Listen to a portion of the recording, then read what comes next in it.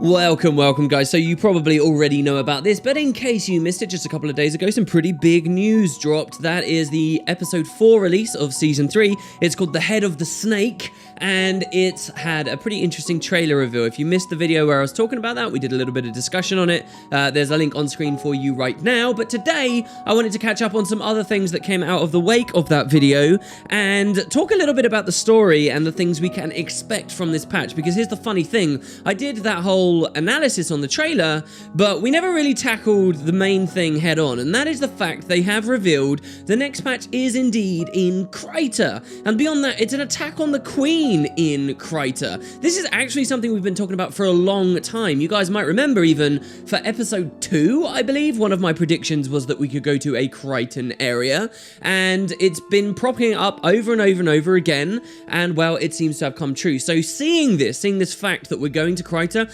I want to talk to you guys about the many loose story threads and what could be going on there. Obviously, season 4 is dealing with a lot of different stories. We have the stuff going on with Bram, we have, it seems to be an independent story as well with Rox to some extent, and some mysterious thing bubbling over there. We have Ritlock getting removed, we have stuff with Lazarus going on, we've got 2 Elder Dragons.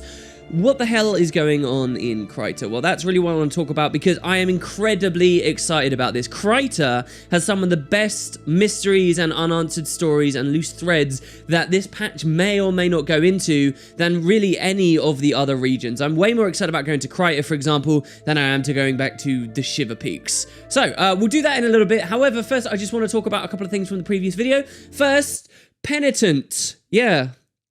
Penitent. Yeah, so pronunciation's never been my strong suit. Thanks for all the hundreds and hundreds of people who told me about my pronunciation of the new Raid Wing. I'll try and get that right in the future. And another mistake I made, actually, or perhaps an actually significant mistake on the previous video, was I was talking about the fact that this new map may have hands of Olgoth, or Earth Elemental hands, actually being summoned by NPCs around the map. That remains to be seen, but I talked about the fact that, as far as I could understand, there had only been 2 locations of Earth Elemental hands before in the game. That's not true. A lot of you guys did point out, actually, there is a 3rd set, a set that many of you learned from me, and now I've forgotten about, and now you're telling me what I told you once upon a time. This is actually a hidden little area in Tangled Depths. I believe one of the legendary collections actually asks you to go to it as well, where you can break through a wall in a very obscure area of the map, and there's actually another one of them there as well. So a lot of you guys wanted to point that out, and I thought I'd say that out loud for you here today. Probably the most interesting thing to have come from the video, this is a developer I talk about all the time, was in the way of Reddit. So there's a pretty big Reddit thread in response to what we were talking about. In the video, I mentioned, if you guys remember, that I'm probably not going to raid on the first day. The patch comes out on Tuesday. I'll probably be playing the Living World stuff on Tuesday, and I'm going to get my static together, or our static is getting together, on the Wednesday after. So it's going to be a whole day before I go in there. Seeing the other raid wings, by the way, guys, except for Wing 1, I believe both Wing 2 and Wing 3 had been cleared by the community in a single day. Some people might look at that quite snobbily when thinking about other MMOs and say that this means raids are too easy. I think there does have to be a measure of accessibility there, though, and it's not necessarily doom for the game type just because people might clear it in one day. But the reason why I point this out is that by the time I get to the raid on Wednesday, it may well very be likely that the best groups out there have already finished it and got all the juicy story details and things out of it, which has been something very much on my mind, something I've been worrying a bit, but hey, it's a double release, we have to prioritize somehow, right? Well, back to this Reddit thread that we had going on. There was a developer, Bobby Stein. This is the guy who does a lot of the writing and story-based stuff within the raid specifically. He actually left this post, as you can read here on screen. He says, "I know you're going to play the episode first, Wood and Potatoes, before delving into the raid. You may want to poke your head inside for a peek on day 1, though, even for 5 minutes.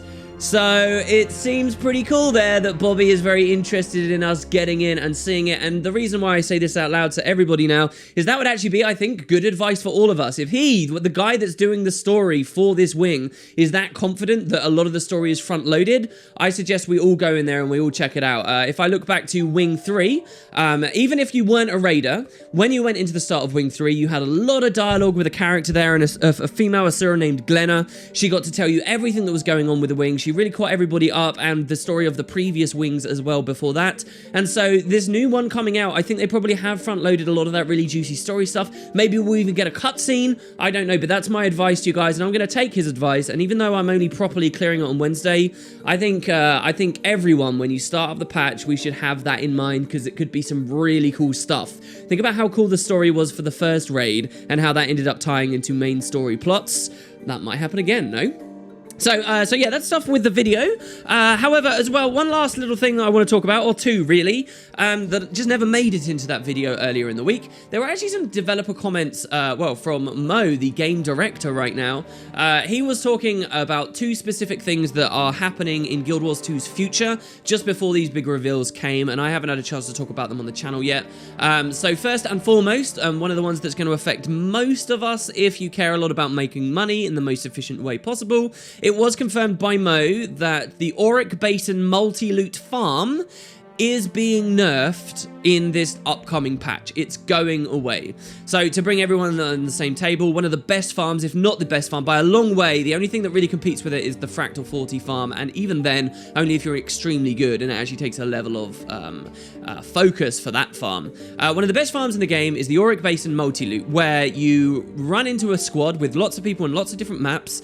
Everyone across loads of maps at once kills the Octavine, the world boss in the Auric Basin, and that spawns a ton of chests. You go down, grab all of your chests, get a ton of loot, or the very best chests, then you actually swap using your squad UI into another instance straight away, and then you grab more chests, and then you do it again, and you grab more. So you get like 6 times the rewards you were supposed to get every single time that meta flares up. It's been a huge thing that's brought a lot of Ectos in the game, which has then encouraged a lot of TP Barons to buy them up in anticipation of this nerf, and then maybe sell them again later. It's thrown a lot of things in the economy out of whack, and it is very important that it gets nerfed, not just because it's vaguely unintentional and exploity. That's really not the main thing to me. The reason why this massive outlier of a farm needs to be nerfed is because it inflates the economy and the rewards and so forth in the game to the point where, unless you're doing that, it can be very hard to compete with other people. And what you want is a variety. You want the Silver Waste to be roughly on par with how it feels to finish a VB Knight, and how it feels to finish the Auric Basin, and so forth. So this is long overdue, very long overdue. The nerf is very simple. It's just you can no longer map swap anymore. You can only claim the chest once on your account at that time until the meta comes back up, and that's it basically. So this is very big. It's had big ramifications for the economy. I saw a hilarious post on the forums where someone was threatening to boycott the game and never buy gem cards and so forth, because how dare the developers nerf a farm, which is ludicrous, and we had a good laugh about it on a stream. But there you go, guys. So that's the AB multi-loot nerf. The other thing that's coming as well with this patch, now they haven't explained any details obviously, but with Ahead of the Snake, there's going to be a leather farm coming into the game. So we all know, hopefully, that leather has been a very precious material, but it's used in a lot of different crafting recipes and objectives in the game now. But it's not so easy to farm as, say, the ores, where you can actually just run over to nodes and press F on them and mine them up. So leather needs kind of a consistent way for people to be able to farm it, and that was confirmed. When AB goes away, leather farms will come in. Now, what could that be? Well, a lot of people have already speculated, because we're going to Kryta, it could be some kind of a centaur-based farm, which is kind of cool. I've been leaning in a different direction. I talked a second ago about the Fractal 40 farm. This actually can outpace Auric Basin slightly. It takes a lot more focus, like I say, and it takes a lot of people with solid-state drives so that they get very short loading screens, but it can outpace AB. So I'm wondering, because that's another big outlier of a farm, what if in this patch, this is my current theory, they're actually going to do one of their fractal revamps, and they're going to revamp the Molten Duo, which is what the Fractal 40 farm relies on. They could make it so that lots more of the fractal area, the environment, is under use. If you guys remember, this fractal is actually based on a real living world dungeon that was a lot longer. It had lots more you could do later on in the instance, and none of that's really there in the Molten Duo. So it seems like a really good idea for an overhaul. It's already a very short fractal compared to many others, and hey, if they're going to overhaul it, if they're going to make it so we have to see all the different variations of the bosses that are there, they're going to lengthen it so that Fractal 40 farm goes away, why not add, I don't know, a Harbinger? And the Harbinger gives you rewards after each encounter, such as leather. This was how they solved stuff like blade shards not being in the game. This is how they've been infusing more mystic coins into the game through the Nightmare Fractal. So what if we get a Harbinger in the Molten Duo, and it kind of kills two birds with one stone? It knocks out the Fractal 40 farm under its current implementation. It knocks out AB. It puts leather in. I think that would be the smartest possible thing they could do, but maybe it is this Kryta thing at the same time as well. I guess we will have to see. So there you go. Let's move on to the lore. Let's talk about why Kryta is so exciting. This is what I really want to talk to you guys about in the video. I've got maybe 6 or 7 different big story threads that I'm looking forward to when it comes to Kryta, and I feel like it's really important to remind you guys of this stuff just in case any of it comes up, so you understand the impact, the weight of these things, and how long perhaps some of us have been waiting for them. So here's my theories, potentials that could come up. Maybe they won't. We all know ArenaNet can't touch every single story, but this is why I'm excited about Kryta, and I hope you guys learn maybe a little something here.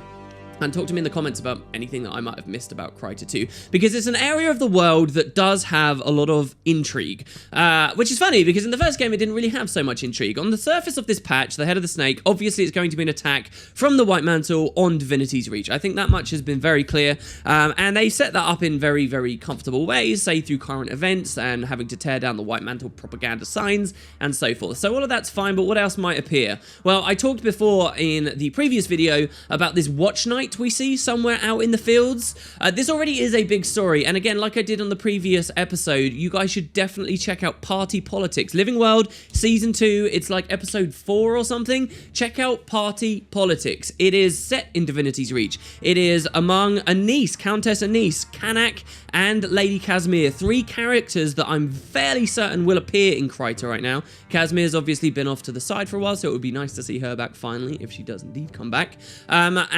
This really ties into some of the stuff with the Watch Knight and the Queen's involvement with Scarlet way back when, and whether this Minister Estelle woman really was telling the truth or spreading lies to undermine the throne. Estelle could definitely return, but this specifically this Watch Knight idea, here's another point to be made, and it comes from other dev comments. This is a little bit before the stuff we opened this video on, but it has been said for a while, since the Kodan tonic came into the game with Bitter Frost Frontier. You guys might remember, this is a potion you can drink that will turn you into a Kodan, and it's a combat tonic, so you can actually fight with it, and all the Heart of Thorns, that skill animations and everything is all hooked up onto it. It was one of the biggest, most outstanding things from the patch. So when this happened, people said, wow, what about the other combat tonic in the game? See, way back in Living World Season 1, a lot of you guys watching might not even remember this anymore, but back in Season 1 there was another combat tonic, but it only lasted like 20 minutes with an hour-long cooldown. Perhaps it was even worse than that, maybe it only lasted 5 minutes, but it would turn you into a Watch Knight. And so as soon as the Kodan tonic came in, people were saying, hey, can we get this for the Watch Knight? And the devs have expressed an interest in doing that. So we're going back to Kryta now. We even saw in the trailer a Watch Knight. I think that maybe as a karma reward in the new map, or perhaps something more interesting. I do tend to think that the karma reward is a bit too easy and a bit too bland, to be honest. But some kind of reward, I think we will get an everlasting Watch Knight combat tonic, just like we saw with the Kodan tonic from the previous patch. So I think that'll be something not so much lore-based, but that's a cool little speculation. I'm fairly confident in. We'll see how that goes. So what else have we got? Well, we got Cordicus. Cordicus is obviously a big part of the story. We last saw Cordicus when they established that the White Mantle was kind of splintered. There were some people in the White Mantle who were just genuinely fanatical and wanted to bring back their unseen gods, and that resulted in the birth of Lazarus, and that was kind of headed off by a woman you kill in the raids called Zira. But then there was another faction, and that's Cordicus's faction, and Cordicus just kind of wants power, and he wants to reclaim Kryta, and he doesn't like stuff that Queen Jenna's been doing, like forming a peace treaty with the Char, and not getting off her ass when it comes to dealing with centaurs and so forth. So the question is, which of these splinters, alright, which of these is actually the one attacking Divinity's Reach? Now, you might immediately think, well, Cordicus, but you're also seeing that there's a Centaur alliance with these White Mantle in the next patch from the trailer, as far as we can see, and so, wouldn't that be a bit hypocritical of him? Maybe it's not Cordicus. Think about Bitter Frost Frontier as well, and think about A Crack in the Ice. Here, we actually heard from Rox that Cordicus wasn't even in the area of Kryta anymore. Cordicus was going to the Isles of Janthier, and if he was heading to the Isles of Janthier, and he'd previously been at Bloodstone Fen, that doesn't really route him anywhere near Divinity's Reach. So maybe this isn't Cordicus, or maybe it's on Cordicus's orders, but we might not actually see the dude himself in the patch. It really, I guess, depends on exactly where this map is, but that's going to be one of the big things that we're going to be asking about. Casimir would be the next. Now, I've already mentioned Casimir. She's kind of been missing since the end of Heart of Thorns, and so it'll be very nice to see her. But why she's been missing, many of us tend to believe that it might be because of this story of Casimir being able to detect liars. So this was something that was slowly brewing, I think even maybe back in Living World Season 1, but it's been slowly breathing through Season 2 and through Heart of Thorns. And if you have a character like Casimir who supposedly can tell who liars are, it kind of makes a lot of the rest of the story quite hard to present because, you know, can you imagine Casimir being with Lazarus? Casimir would just call him out on his bullshit straight away, and then there's really no story. So maybe she's been held to the sidelines for that, or maybe there's another reason. But what I'm particularly interested is in this lying thing. Why can she detect lies? Why does it seem to be getting stronger? Is it just because she is a mesmer, or is it perhaps based on some theories we gave between these two patches? And that is that the people from the Isles of Janthir, where Cordicus is going right now, the people from the Isles of Janthir are said to have the gift of true sight, which in one instance in Guild Wars 1 was described as the ability to tell someone for who they really are. And is that what Casimir is doing? Does she have the gift of true sight because she comes somehow at some point from Janthir? And maybe that's all gonna tie in. So still speaking of characters, we've got Cordicus, we've got Casimir, they're more front runners. Let me ask you this, guys. Where the hell is Logan Thackeray? And maybe Zoja for that matter as well. You know, these are big characters. Maybe Zoja not so much, voice acting issues or whatever aside. She's definitely receded for the past few years. But Logan is a big character. Logan was largely absent from Heart of Thorns, but it made sense because that's where the story had him. You know, he was kidnapped. It was a rescue mission. And of course the players get to make that decision, Logan or Zoja. How are the devs going to play off on that decision that we made at the end of Heart of Thorns? We're back to Kryta now. Is Logan not going to factor in at all until maybe the next expansion? I'm very curious how they're going to do that. Do you think that the devs have the capability of doing branching storylines within the living world? Is that even something they should pursue? My opinion really is no, but they set that up at the end of Heart of Thorns. Where is Logan? What's he doing? What's his state? If the Queen's going to be in this patch, is she going to mention him at some point? I guess we'll have to see. More with characters. Another big loose thread is to do with not Casimir, but Marjorie. So Marjorie has enjoyed a lot of time in the limelight in this season so far, and perhaps there's a chance she won't be in this patch, sure, because she ran off with Lazarus, and Lazarus isn't necessarily invested in Divinity's Reach whatsoever. Maybe that's below him, and I honestly think that would be pretty cool. So we might not actually see Marjorie, but one of the more recent, as in after 2012 and the game released, stories we've had about politics and about subterfuge and about the weird corruption within the city was actually presented with Marjorie's character. There was a blog post that went online, the introduction of Marjorie, and we hear about how Marjorie was a member of the Ministry Guard. The Ministry Guard appear in this trailer, and we hear about how she uncovered some corruption. Members of the Ministry Guard were being paid off to kill a witness to something. She's trying to figure out what this is. Necromancy seems to be a big component here, and she is accosted basically and stopped in her pursuit by E. So E is actually at some point been around Divinity's Reach, cares about Divinity's Reach, knows what's happening in Divinity's Reach. E has not been touched on for ages now. It's kind of like the devs want us to forget about him. But he was a big mystery, damn it, and he still is today. And one of the most mind-blowing ways that this patch could end is some kind of big reveal with E and what Marjorie's story was. Again, I plugged this earlier in the week. There is a link in the description. Seriously, check it out. That's one of the bigger mysteries, and I wonder, maybe, since we're going back there, whether there'll be much to do with that. And then we have some of the bigger mysteries that are tangentially related to Kryta, but I honestly think if you're a lore enthusiast for Guild Wars 2, probably on the top of anyone's list of what they really, really, really want to see. Some of these mysteries I'm about to talk about here are years old, guys. You have to understand, some of the things I'm about to say are like 7, 8 years old. Things I've desperately wanted answers to for so long. And we're going back to Kryta, so maybe there's a chance that we'll see them. Now, the first I want to talk about is the Queen and Countess Anise. Now, this is a pretty popular theory these days, but there is a question. What if the Queen isn't real? Back in Season 1, the Queen is attacked. We don't need to get into the circumstances of why or how. Lord Farron goes to save her, only for it to be revealed she was just an illusion the whole time. An illusion cast by Countess Anise.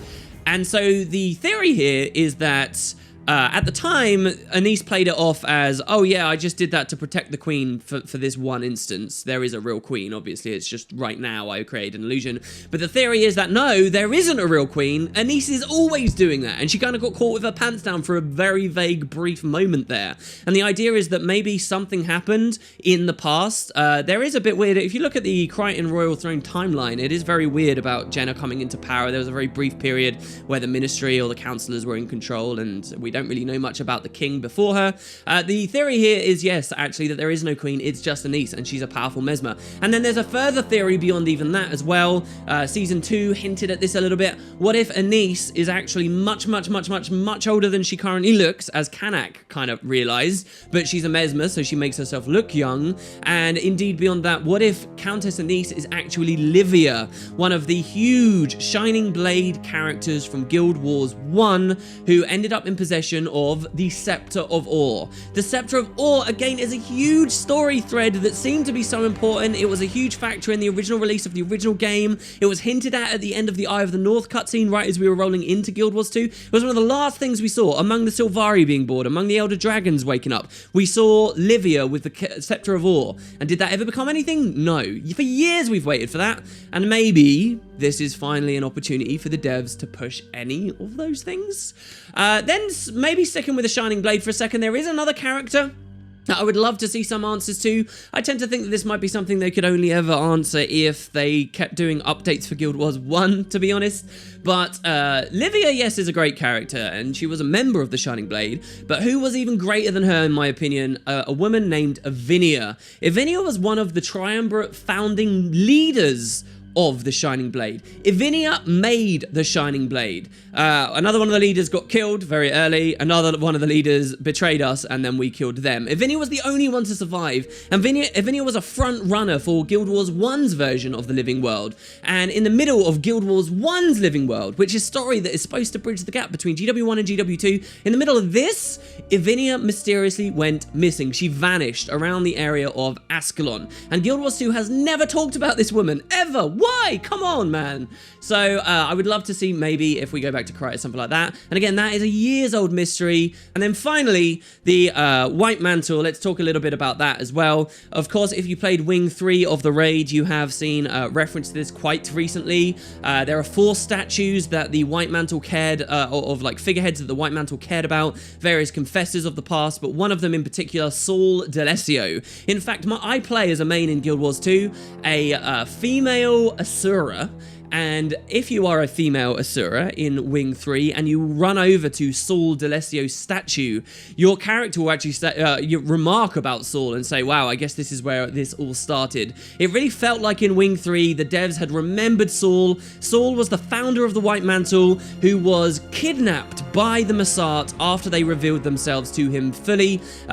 Nearly all of Saul's followers and friends were killed, and Saul was taken away, and just a couple of other people like Confessor Dorian were left to try and pick up the pieces and lie to everyone about it. Saul was kidnapped back in Guild Wars 1. It is one of the most epic, awesome, cool stories. In 2012, there was a tomb, supposedly Saul D'Alessio's tomb, but you realize it's just a fake, it's a dummy, because the White Mantle were covering up the fact that he had been kidnapped. And again, we're getting all this White Mantle stuff. I really want to see these storylines be pushed even further. And those are just a selection, really, of some of the really cool things that could and should be going on in the region of Kryta. There is so much more here, guys, than even, like, the Fire Island chain, which has also got a ton, if you'll recall. Before that came out, I was talking an awful lot about those potentials, but definitely the Shiver Peaks. I am pumped for the Head of the Snake. I think it would be well worth remembering some of this stuff, crossing our fingers, and hopefully you guys will cross your fingers like I will as I play through this, hoping for any references to these things, and that should be a lot of fun. So keep all of that in mind. Do check the description today. There should be a fair few links to different videos on these various subjects. It's all stuff I've talked about before, so if you want to go on a deeper dive into, for example, Ivinia, or into Saul, or into what was going on with Lady Casimir, I'll try and have as many links as possible. So there you go, guys. That's the video for today. Thanks very much for watching. Just a few days till the Head of the Snake comes out now, and I am pretty much shaking waiting for it. So thanks, everybody. Hope you had a good day. Let me know what you think, and I'll see you very soon. Thanks for the support, everyone.